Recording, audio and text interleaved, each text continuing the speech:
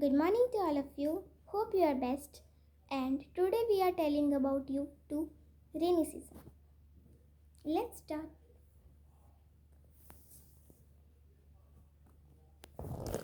This is a project made by Tanvi Kaur.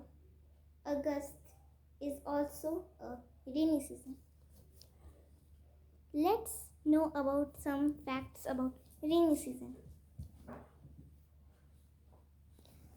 You all know that we have so much things like crops like paddy and maize in August month.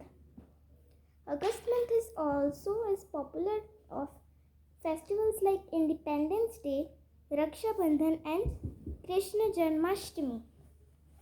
Vegetables like onion and ladyfinger are very rich in proteins in August. Fruits like peach, cherry and jamun are very grown in August. Some extra facts about August is that August is very cold month and we should be very warm with very warm clothes. We should take care of ourselves and thank you.